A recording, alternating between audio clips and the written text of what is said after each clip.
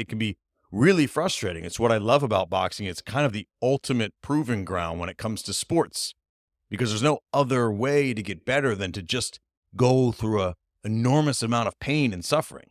Years worth of being a lesser than opponent, years worth of being in fights with people who are better than you, who are faster, who are more intelligent, who use their minds a lot more effectively in the ring than you do.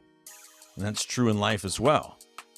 Every time you get into a situation where life is throwing these variables at you, we have the opportunity to go down one of two paths.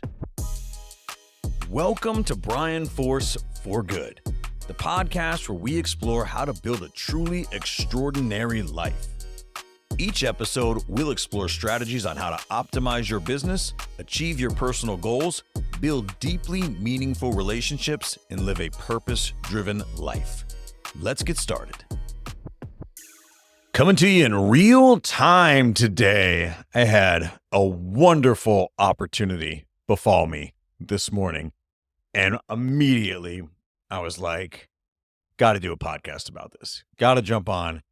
Got to share these little tiny lessons I think are super important as often as they come around. And especially in the moment to be able to recognize them, recognize the lesson that life is giving you, recognize the opportunity that life is placing before you, and then take a step back, see it for what it is, and share it with our amazing community and all of you amazing people out there.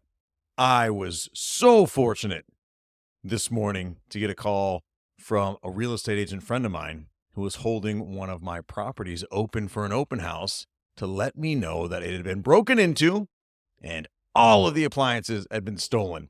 This is a really nice high-end flip that we're doing. And when he arrived at the open house, the back door had been kicked in and tens of thousands of dollars of high-end appliances had been stolen in the middle of the night. And yesterday was a holiday too. So just a little bit of the icing on the cake. You're really excited. Kind of a slower day at the office after a holiday. Kind of ease your way back into the day. And then bam, you get hit with that kind of news.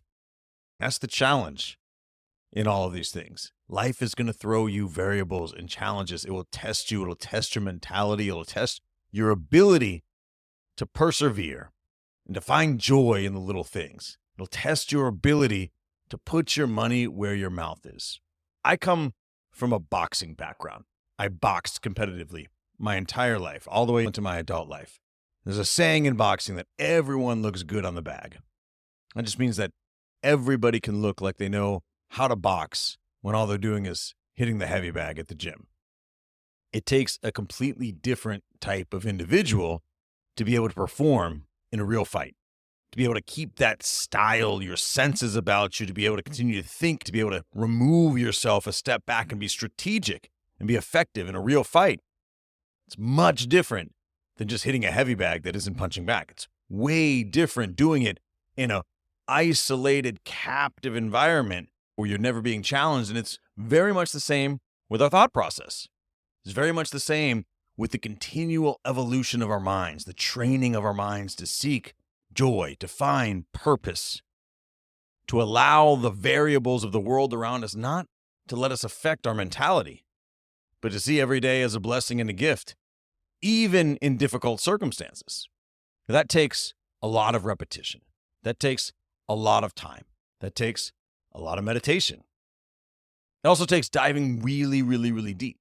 The boxing analogy is a really good one because truly the only way to become a better boxer is to fight.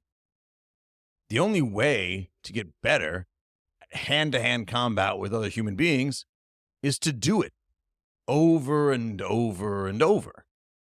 And that can be a difficult proposition for a lot of people that want to take the easy way, that want to cut their learning curve, that want to get better overnight. It can be really frustrating. It's what I love about boxing. It's kind of the ultimate proving ground when it comes to sports because there's no other way to get better than to just go through a enormous amount of pain and suffering.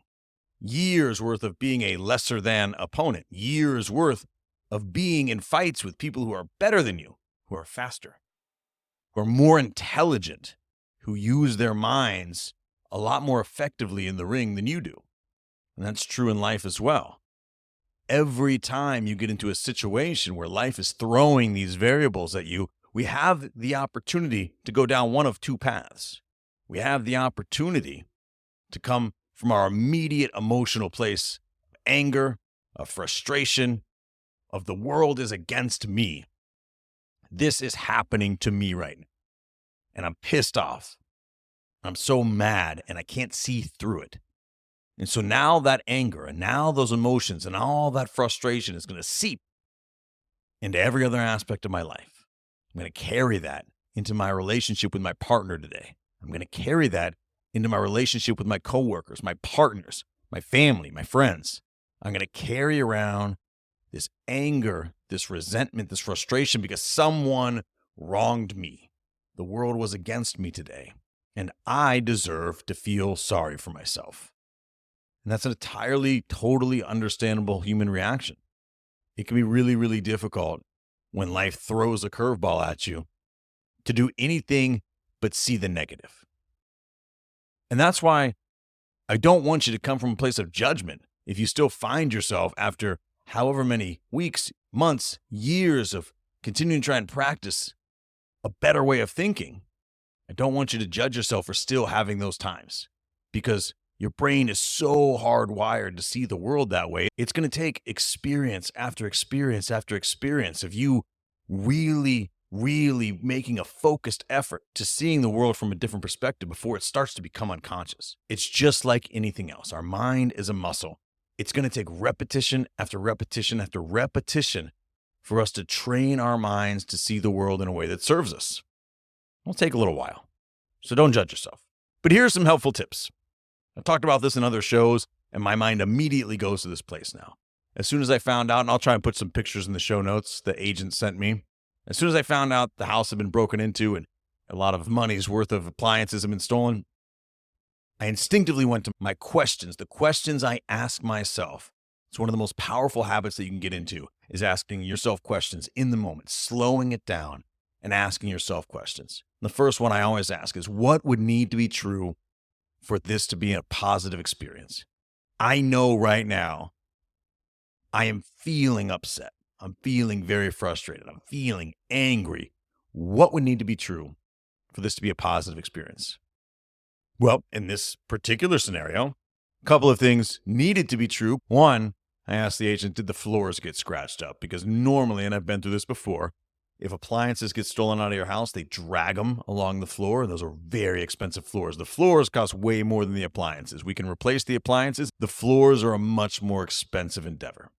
We were good there, which is fantastic. If I've got to go spend some money out of pocket, I'd way rather just pop some new appliances in there than have to go through a couple of weeks worth of contractors going in and out, getting the floors done again.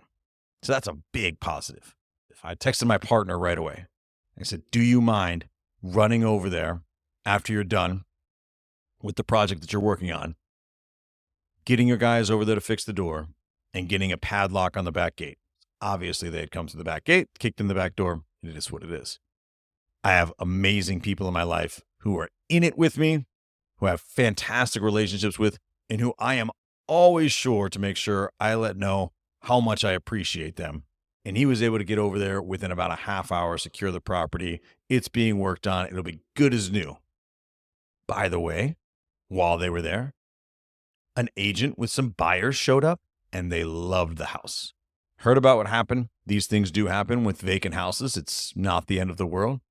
They understood that we're going to secure the property, and I think we have an interested buyer, which is phenomenal. So by asking myself that question, what would need to be true for this to be positive? I found a couple of things immediately that brought me back to a place of mental center, right? I could be really, really upset about these things, but that's not going to serve me. It's not going to serve me to go think about the money that I'm going to have to spend because that is just an objective reality. We can feel however we want about objective reality, but those feelings are going to guide the experience that we're having in our lives. We have the opportunity to view objective reality from any perspective that we want. I'm blessed to be able to have these types of variables in my life because if I couldn't afford to purchase homes and invest in real estate and do all the fun things that I do in the first place, I would never be privileged enough to have these problems. these opportunities. It can be very difficult in the moment to take a step back, focus on what is true, what is good, and hold on to the thoughts that give you energy and drive you forward to one, snap out of it because the world isn't over, and two, go be solutions oriented. We do our worst decision making in times of anger and frustration. That is why it is such an opportunity for us to develop our minds to look at the positive side, not just for sunshine and rainbows, because we legitimately are more effective decision makers when we're not clouded by this fog of anger, when we're not clouded by this fog of frustration that just debilitates our ability to think clearly and make rational, logical, effective decisions. When we're able to step back, train our minds to accept objective reality, frame it in a perspective that serves us, and make logical, rational decisions, we can get through anything. We can simply execute and move forward. Me being frustrated, me being upset doesn't change what happened. What happens after this all comes down to the way that I interpret the events and take action moving forward. The way that I frame this in my mind. And a lot of good things happen today. And a lot of good things are going to happen tomorrow. And if you seek them out, you will find them. So here's what you can do. I want this to be a useful lesson. I want you to get really good at asking yourself two different questions in times of adversity. Whenever a big monkey wrench gets thrown in your day, whenever something really difficult happens and you're being challenged in a massive way, you could get frustrated, you could get angry, you could cloud your judgment, and you could make really poor decisions, or you could step back and you can ask yourself two different questions. What am I learning from this? And that is going to be difficult to answer sometimes, but it is at minimum a pattern interrupt that will get you to slow down and think about the situation as it's unfolding. So don't judge yourself if you don't get that right away. It's going to take a while for you to just default to asking yourself, what am I learning through this? But I want you to start placing effort on it. Every time you feel challenged, every time you feel that anger or frustration rise up inside you, think, what am I learning from this? Because that doesn't mean that you just need to be a pushover and allow everything in life to happen against you and you just take it. But what it will do is allow you to open your mind to the lessons that you are learning and make effective decisions moving forward based on that information. I am absolutely the exact opposite of a person that feels like you should just roll over and take everything that life throws at you. We have so much power to control our human experience. What I'm simply advocating for is better decision making. And better decision making comes from a better state of mind. So rather than allowing your anger and frustration to take a hold of you, break that pattern. Ask yourself, what am I learning right now? And you'll be surprised more often than not, you're able to think of it right there in the moment. The lessons are usually really clear. They're just hard to accept sometimes, but they're valuable. They're valuable in breaking your pattern and allowing you to come from a place of clear-headedness in your decisions moving forward. And then number two, I want you to ask yourself, what would need to be true for this to be a positive experience? The reality is we get so caught up in only looking forward. Where am I at right now? And how is what is happening right now going to affect me in the future? Being present in the moment is one of the most difficult things by default for human beings to do. That's why we place so much importance on it in our mindfulness practices. Being present in this moment rather than the future, rather than the past. What we tend to do is completely forget about where we came from, take where we're at right now, and think about how we can project that out into what the future is going to look like, negative or positive. Things are this way right now, so things will be worse in the future. Things are this way right now, so things will be better in the future. That's kind of by default how our brains work. But the reality is, if we think about what would need to be true for this to be a positive experience, where we're at right now in so many ways is better than where we were. That means that I've done something right along the way, that I'm afforded these opportunities in the first place. If I look back 10 years, 15 years, I would have never been blessed enough to have this problem. I didn't have the career that I have now. I didn't have the success in that way that I have now. What needs to be true for this to be a positive experience is that I'm in the game. Now, I get to do something for a living every day that 15 years ago I was only dreaming about. That's a really positive way to frame something. Doesn't mean you're not going to have problems. It means you're going to have the ability to solve those problems, and we always do. We have the ability to make better decisions if we step back, ask ourselves the right questions, and come from a place of clear-headedness and joy. Look, doesn't mean you can't be joyful just because something happened today. Life tends to work itself out in a lot of different ways. And I have a feeling that the people that stole all those appliances are going to pay for it down the road in some way, shape, or form. I hope it's not too bad. I hope they learn a lesson. I hope they frame that lesson positively and grow as human beings and come from service to others in the future. But until then, I'm going to choose to frame this as a positive experience. I learned a lot today. There's a whole other world out there of variables that are being thrown at you that when you focus only on the one negative thing that happened, you forget all the other things that happened in that 24-hour span, that 24-hour life experience that you have. We get so focused on one negative thing, we let it ruin our entire day. There's so much else happening in the 24 hours that we're here every single day. A lot of other great things happen today, and I'm going to choose to focus on those as well. Regardless, I think those are some really important questions to be able to ask yourself.